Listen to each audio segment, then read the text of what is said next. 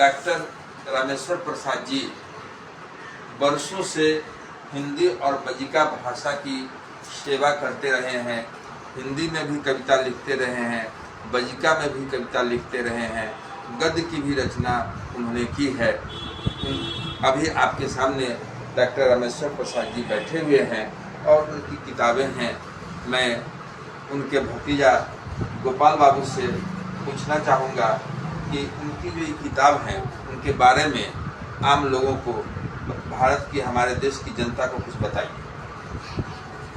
सबसे पहले मैं श्रवण कुमार जी को धन्यवाद देना चाहता हूँ कि उन्होंने आज के दिन का आयोजन किया। आज 30 जून है और डॉक्टर रामेश्वर प्रसाद जी की जन्मतिथि 1 जुलाई आती है। आज पूरे 84 वर्ष पूरा कर कल प्रातः 85वें वर्ष में प्रवेश करेगा।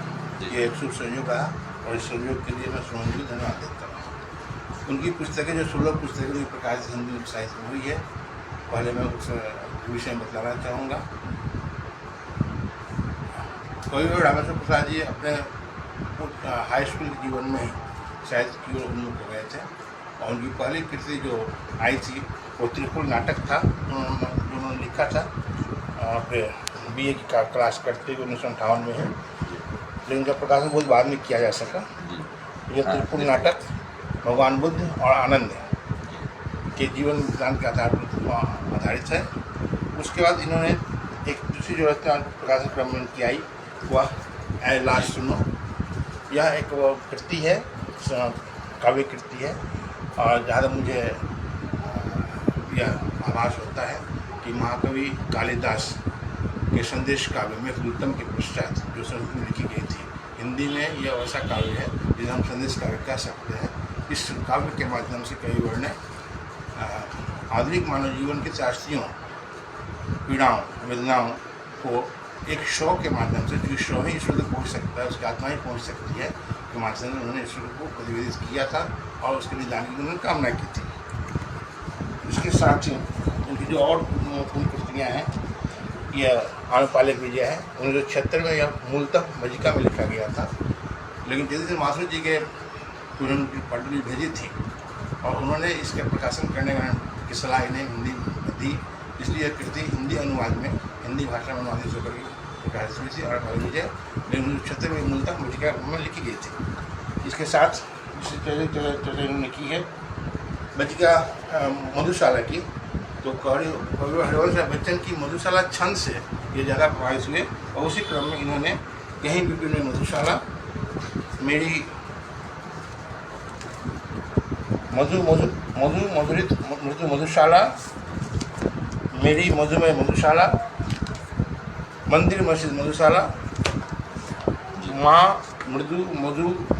मधुशाला इन्होंने इसमें लिखा। उनकी पहली जो कृति श्रृंखला प्रकाशित हुई थी वह थी मंदिर मस्जिद मधुशाला और अंतिम कृति जो मधुशाला में प्रकाशित हुई वह थी माँ मधुशाला। इसके साथ इन्होंने हिंदी में और किताब लिखी। धनुष, चलते मैं भी हूँ उलझन में, पुष्पावली, मानक बजिका, ये इनकी हिंदी काव्य की पुस्तकें हैं। इनके साहित्य के उपाख्यान करने पर यह स्पष्ट हो जाता है कि इन पर छायावाद का प्रभाव ज़्यादा रहा है और ये प्रसाद से ज़्यादा प्रभावित रहे हैं। मेरा मूलतः मैं ये मानता हूँ कि ये छायावाद के अंतिम स्तंभ ग्रुप में, अंतिम कवि ग्रुप में इन्हें हम बड़ी परिगणित कर सकते हैं। इसके साथ में निबंध भी लिखे, मेरे विचार, इसमें कर्ता की नियति का पुनर्विचार किया था, इसकी आवश्यकता नहीं है। कुछ साहित्य आलोचनात्मक किताबें उन्होंने लिखी थी। डॉक्टर रामविलास की साहित्य साधना,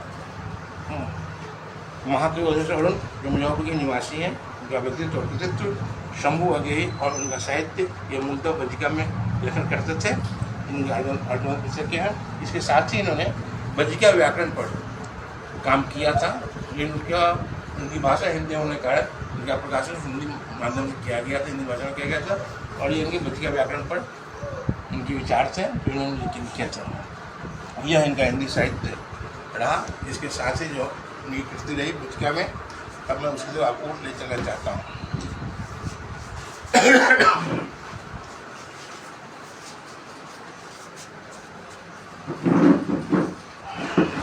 बजिका में आप देखेंगे यह खंड काव्य है कुंती के बेटा और कर्ण के जीवन पर आधारित। और आज के स्त्री विवेचना के क्रम में ये उनकी पहली पुस्तक आई थी बजिका खंड काव्य, जो 1976 में उनकी प्रथम प्रकाशित कृति है। इसके साथ ही बजिका में इन्होंने कई सारे गीतों की रचना की थी। उस श्रृंखला में स्वर संगम, बजिका लोकगीत, बजिका गीत संगीत, ये इनकी 3 किताबें उनकी आई। एक जीवन बन जाए मधुशाला, जो हमने हिंदी में बात बताई थी, उसी क्रम में यह बजिका में लिखित की है। एक निबंध ललित निबंध संग्रह दर्गित दर्पण, बहुत मूल्य है जीवन के, 2 किताबें इनकी थी। और अंतिम कृति हे माँ मातृभूमि महाभारत माँ, यह आज की पारिवारिक संरचना पर आधारित है, जो इनका एक काव्य श्रृंखला था। ललित निबंध क्रम में बजिका में लिखी कृति हम कहाँ थी भी प्रकाशित हुई है। इसलिए इन्होंने बजिका में मूलतः 9 रचनाएं की थी। यह इनका साहित्यिक संसार रहा, जो आपको मैंने कल इनका 1 जुलाई 84 साल पूरेगा। कल इनका जन्मदिन है, आज 30 जून है, तो कल 1 जुलाई का जन्मदिन है, कि आज जन्मदिन है। हाँ, तो मैं डॉक्टर रामेश्वर प्रसाद जी को जीवन के 84 वर्ष देखने के लिए, कल आपका 84वां जन्मदिन है 1 जुलाई को, और मैं आपको बधाई देता हूँ, अग्रिम बधाई देता हूँ। एक दिन पहले आप 84 वर्ष गा रहे हैं जीवन के। और मैं चाहूँगा कि फिर 2 लाइन वो जो आप गा कर सुनाए थे फिर सुनाइए खुशी से। जो 2-4 लाइन आप अभी सुनाए थे कुछ देर पहले, उस तो फिर से गाकर सुनाइए।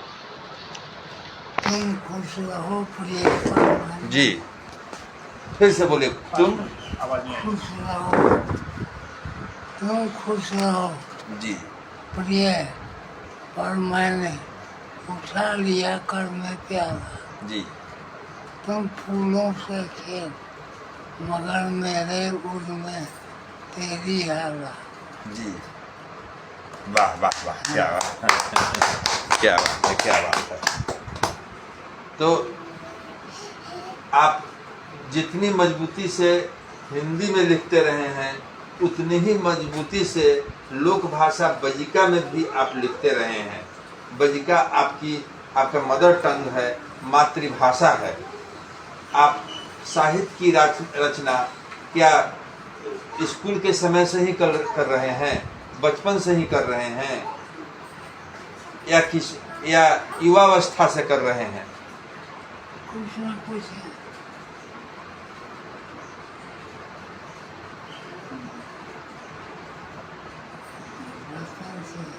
बचपन से ही। साहित्य में, हिंदी कविता में और बजिका कविता में आप 2-4 अपने प्रिय कवि का नाम बताइए, जो आपके सबसे प्रिय हैं। जैसे आप कुछ देर पहले जयशंकर प्रसाद जी का नाम बताए थे, बजिका में कोई नाम बताइए।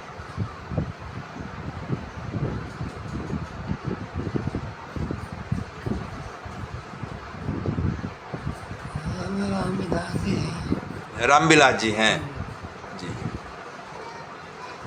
और कोई नाम दिमाग में है नहीं। अच्छा,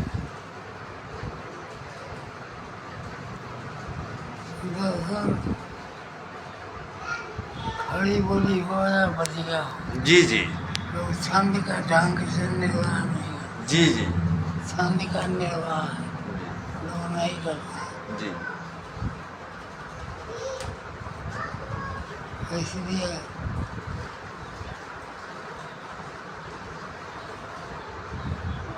कोई ऐसे कवि नहीं हुए जो मेरे ऊपर छाप छोड़ सके। कोई ऐसे कवि नहीं हुए नहीं। जो आपके ऊपर छाप छोड़ सके।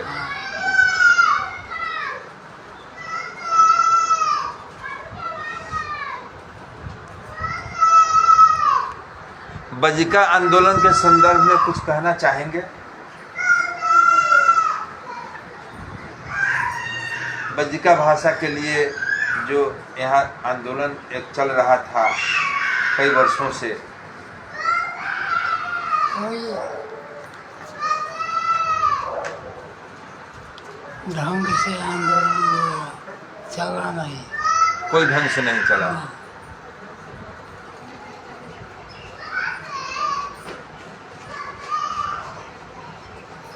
पहले देवेंद्र राकेश जी भी कुछ आंदोलन चलाते थे। देवेंद्र राकेश जी इसके आधार स्तंभ। आधार स्तंभ है, उनके बारे में कुछ कहिए। देवेंद्र राकेश और ईश्वर जी यही तो जवाबी है जी जो इस आंदोलन को आगे बढ़ाए, जी इस आंदोलन को आगे बढ़ाए। देवेंद्र राकेश बड़े सरल परिचय आदमी, जी बड़े अच्छे आदमी हैं।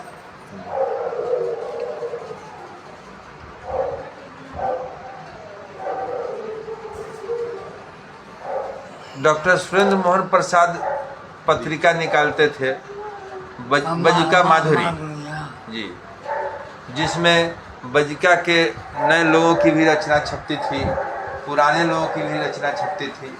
पत्रिका भी एक आंदोलन का आधार होता है। क्या उनके बारे में कुछ हम कहना चाहेंगे? डॉक्टर सुरेंद्र मोहन प्रसाद जी के बारे में, उनकी बजिका माधुरी के बारे में। अब बजिका माधुरी बंद हो चुकी है, पहले बड़ी लोकप्रिय पत्रिका हुआ करती थी। बहुत सरल प्रकृति के आदमी थे। जी हाँ हाँ,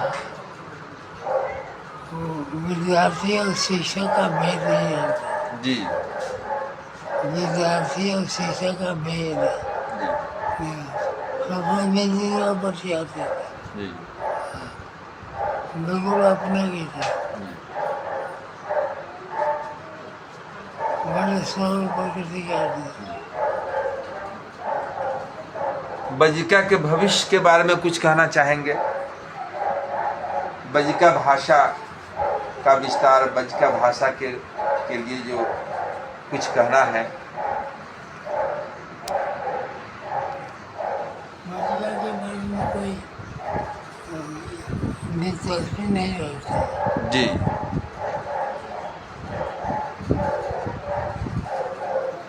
उसके प्रति दिलचस्पी रखे, जी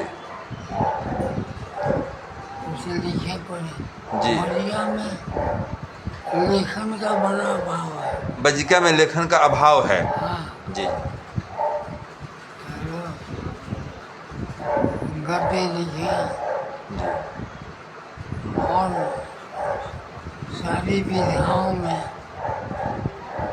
रचना करें, जी जी तब में विस्तार हो। हाँ, सारी विधा में रचना करने जी लेकिन ऐसे देख नहीं रहा। मैंने किताब लिखी थी, जी संभवतः 11 मेरी रचनाएं थी। जी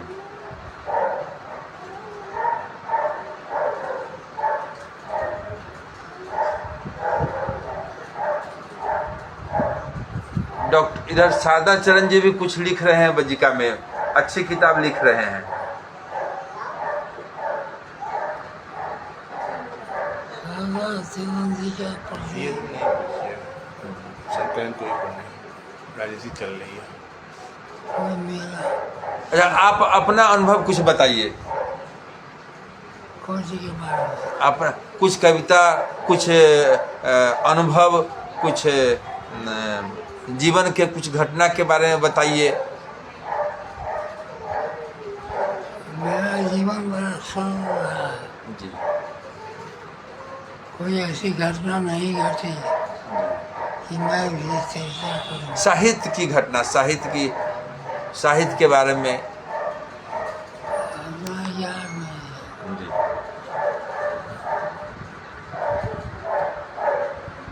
आप सब लोग देख रहे हैं कि हमारे सामने डॉक्टर रामेश्वर प्रसाद जी जो कल 84 साल के होने वाले हैं, वे बचपन से लेकर आज तक उन्होंने साहित्य की सेवा की है।